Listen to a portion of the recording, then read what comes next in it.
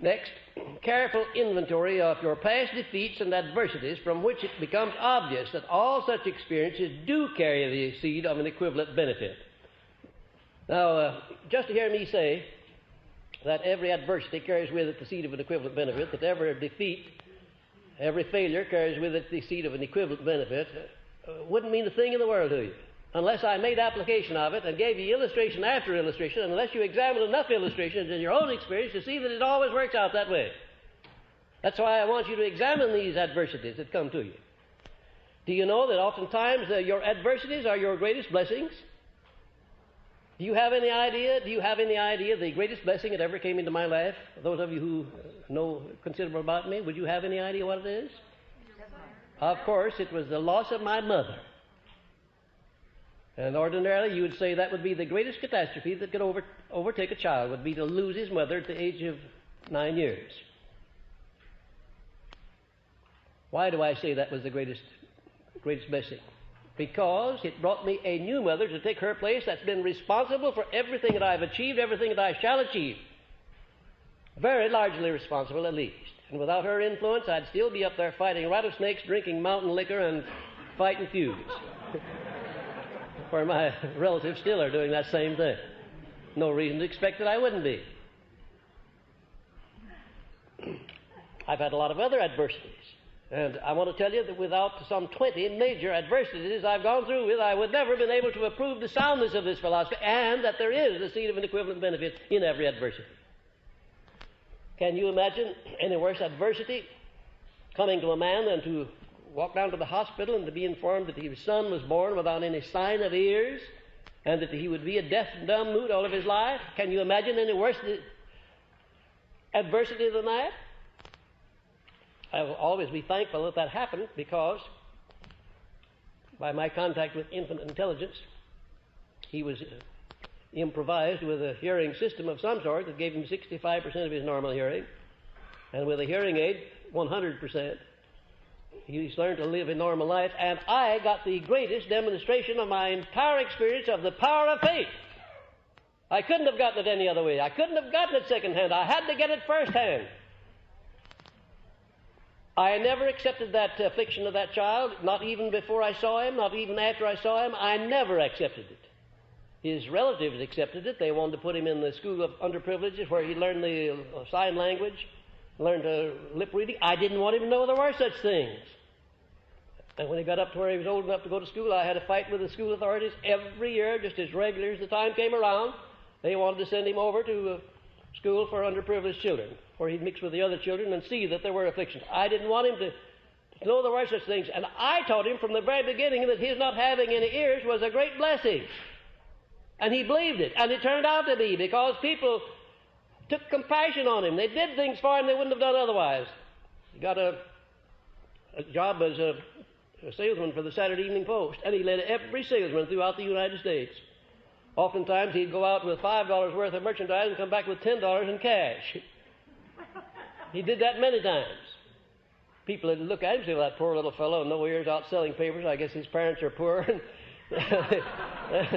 Give him a dollar bill, and instead of giving him back 95 cents, they'd say, oh, just Sonny, you just keep that. And very often he'd get $1 apiece for Saturday Evening Post. Not at all conscious today of any affliction. He's living a perfectly normal life, because I taught him that an affliction, any kind of an affliction, can be transmuted into a benefit. Now that's an astounding thing, isn't it, to consider that that is true. But it is true. Now, as I said, you're just hearing me say that won't mean a thing in the world unless you begin to look around in your own experiences, take inventory, and watch what happens in the future. There'll be things happen to you in the future that are unpleasant, and maybe some to me too. But I tell you what I'm going to do when anything unpleasant happens to me. I'm going to immediately transmute it into something pleasant. Immediately. And then I'm still talking about the fundamentals of faith. Self-respect expressed through harmony with one's own conscience is certainly an important factor in applied faith. Self-respect expressed through harmony with one's own conscience Isn't it a marvelous thing that the Creator set up in everybody a judge advocate that tells you the right thing and the wrong thing? You don't have to ask anybody. Isn't that a marvelous thing? You don't have to ask anybody what's right or wrong. Your own conscience tells you. Unless you convert it into a conspirator instead of a cooperator by choking it off and not responding to it, as so many people do. Your conscience can be not only a guide, but it can also be corrupted to where it's a conspirator. It'll help you cover up your meanness. And a lot of people use it for just that purpose, too. Believe me, they have it choked off. If that weren't true, there couldn't be so many brutes loose in the world today, concocting plans for starting bigger and better wars. They have no conscience. They've killed off the conscience. That conscience is a marvelous thing. And next, to create a mental attitude favorable for the expression of faith. Now, here's what you do. First of all, know what you want and determine what you have to give in return for it. Know what you want in life. And I mean not only in your major purpose, but in your minor purposes. What kind of a house you want to live in? What kind of a car you want to drive? What kind of a wardrobe you want? What kind of an education you want your children to have? What kind of a present you're going to buy your wife for a birthday? And you better be sure to buy her one every time if you're going to keep on good terms with her. What kind of a cake are you going to bake for your husband on his birthday? And you better make it a good one. Did you know, ladies and gentlemen, married ladies and gentlemen in particular, did you know it's not the big things in the relationship between a man and his wife that counts, but it's the little niceties, the little things that count. Well, it's the little niceties, the little things that my wife cooks up for me. Now, I don't mean in food, but the little parties, the little visits, the trips that she cooks up for me when I'm home. They don't amount to so much in one way, and yet another way they're very sentimental, and keeps that relationship alive that we had before we were married. We're still courting each other. I think I do more of a courting job now than I did before, because after all, I not only got her, I have to keep her. That's important.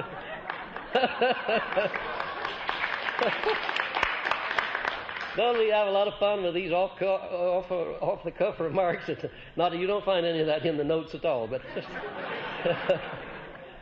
but I just know that these are very super intimate things that make joy in my life would be just as acceptable in your life too.